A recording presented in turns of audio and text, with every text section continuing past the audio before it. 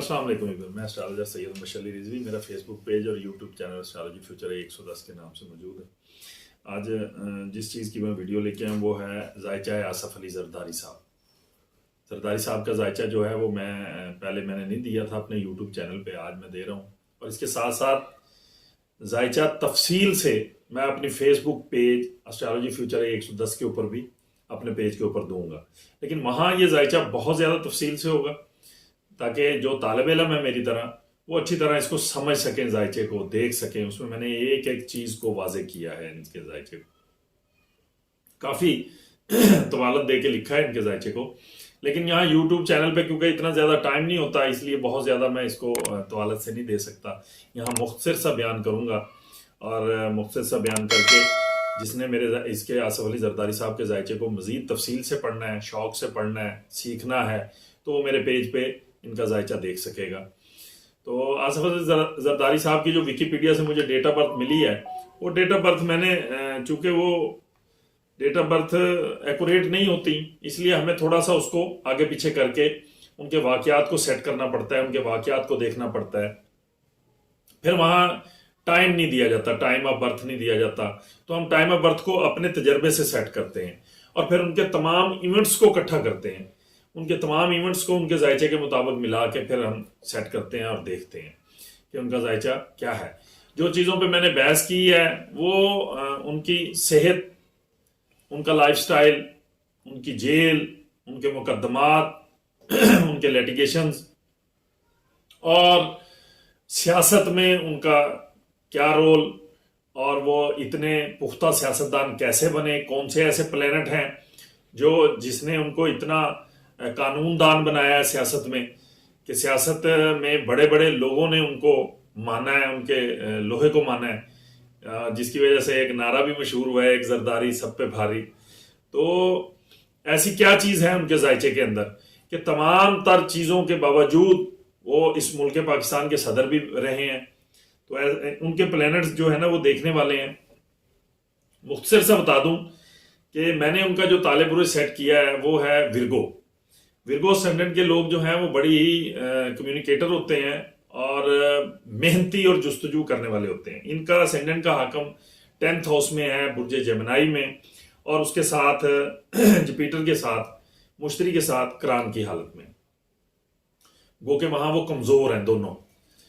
और जो क्रान है इनका वो किसी टेक्निकल वजूहात की बिना के ऊपर कमजोर है, वो मैं तफसील में नहीं जाना चाहता। कमजोरी की बिना पे पहले तो आपको बता दूं कि मरकरी और मुश्तरी का क्रान जो है ना वो बहुत ही ताकतवर होता है और ऐसा शख्स बड़ा ही कानूनदान बनता है और बड़े अच्छे मशवरे देता है। तो चूंकि वो कमजोर है, फिर ये हर तरीके से, हर कुलिये से अपने आप को उन चीजों से बाहर लेके निकल जाते हैं। कोई भी इनके साथ मसाइल किसी तरह का हो तो वो उसी तरीकेकार से अपने आप को वहां से निकालने की सलाहियत रखते हैं। ये है एक अहम चीज। दूसरे नंबर पे जिस चीज ने इनको बादशाह बनाया है वो है इनके जायचे के अंदर कमर का ताकतवर होना। मून इनके 11th हाउस का हाकम होकर इनके 9th हाउस में एक्साल्टेशन में है। ये वो एक वाहिद प्लैनेट है जो इनके लिए बहुत ज्यादा पॉजिटिव है, जिसने इनको बादशाह बनाने की सलाहियत में लेके आया है। फिर सेकंड में देखें आप कि इनके 12th हाउस का हाकम जो है शम्स, वो भी कमजोर है। वो किसी टेक्निकल वजूहात की बिना पे बहुत ज्यादा वीक है, जो इनको लिटिगेशंस देता है, जो इनको जेल खाना जात, मुकदमात और कैदोबंद की सोबतें देता है। इसके साथ साथ जोहल इनका छठे घर का हाकम होकर एक्साल्टेशन में है और दूसरे घर में है जो इन्हें पुरजोश रखता है और इनकी तबीयत के अंदर शॉर्ट टेम्परिंग पैदा करता है। और इसके अलावा जोहल जो है वो एक्साल्टेशन में होने की वजह से कुछ मुकदमात में इनको हेल्प आउट होती है और वो वहाँ से निकलने की सलाहियत रखते हैं। लेकिन पैसे में हमेशा इनके साथ ऐसा रहा होगा कि वो गैर मुस्तहकम रहे होंगे, कि वो उतार चढ़ाव जरूर रहा होगा। अब जोहरा जो है वो इनकी 2nd हाउस की हाकम होकर 12th हाउस में है, कमजोर है। जोहरा वाइफ को भी रूल कर रही होती है और इनके स्टेटस को रूल कर रही होती है और इनकी दौलत को भी और इनकी औलाद को रूल कर रही होती है। इन तमाम चीज़ों में इनको हर्डल्स सामने ज़रूर रही होंगी। खैर यहाँ इतना टाइम नहीं है, मैंने वो सारा तफसील से जायचा दे दिया है। अभी मैं इनके सीधा डायरेक्ट जो है वो अभी आने वाली चीज़ों में चलता हूँ और देखते हैं कि जरदारी साहब जो हैं वो क्या ऐसा आने वाले वक्त में काम कर सकते हैं जिसकी वजह से वो मजीद मजबूत हो सकते हैं।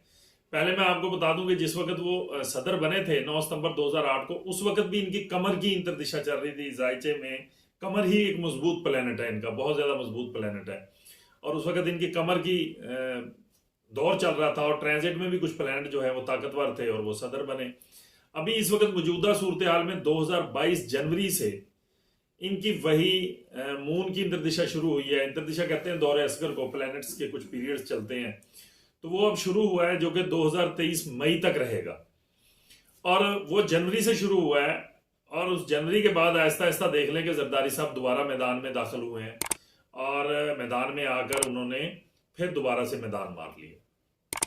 और इस मैदान मारने के पीछे अब वो मजीद लोगों, इदारों का और तमाम तर जितने लोग हैं, पॉलिटिशियन हैं, उनके फैसले को अहम समझा जा रहा है और वो फैसला कर रहे हैं बैक साइड में बैठ के, क्योंकि इस वक्त वो ताकतवर प्लैनेट्स का पीरियड, मुश्तरी भी उनके 4th हाउस में 7th हाउस में चल रहा है ताकतवर, जिसकी वजह से उन्हीं से मुशावरत हो रही है।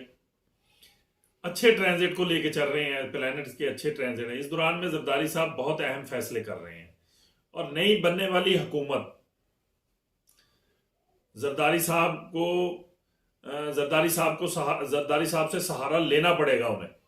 कोई भी हुकूमत बने, कोई भी मैदान में आए, कोई भी वजीर आजम बनेगा तो उसको जरदारी साहब से जरूर फैसला मशवरा करना पड़ेगा। जरदारी साहब को अपने साथ लेके चलना पड़ेगा, क्योंकि जरदारी साहब के जो प्लैनेट इस वक्त चल रहे हैं वो अच्छे खासे मजबूत चल रहे हैं, तो इनकी मशावरत को अहम समझा जाएगा, इनकी मशावरत को साथ लेके चलना जरूरी होगा।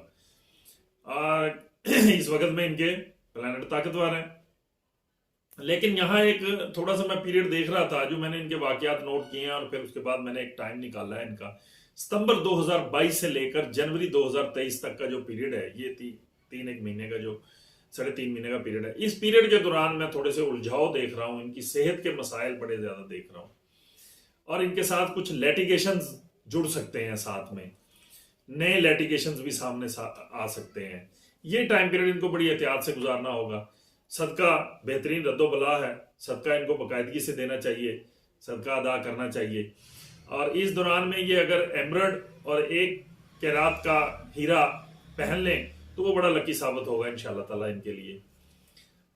ये मुख्तसर सा जायचा मैंने, क्योंकि यहाँ टाइम नहीं होता यूट्यूब के ऊपर, तो मैंने वहाँ दिया है, आप पढ़ सकते हैं, उसको बड़ी तफसील में लिखा है मैंने, आपको तजिया कर दिया है मैंने इस सारे का। अब मुझे इजाज़त दीजिए, मेरे चैनल को सब्सक्राइब कीजिए, लाइक कीजिए, शेयर कीजिए, ताकि मज़ीद मैं आपके लिए आने वाले वक्त में और ज़्यादा वीडियो ला सकूं। अपने और अपने वालिदैन की सेहत का ख़ास ख्याल रखें। अस्सलाम वालेकुम।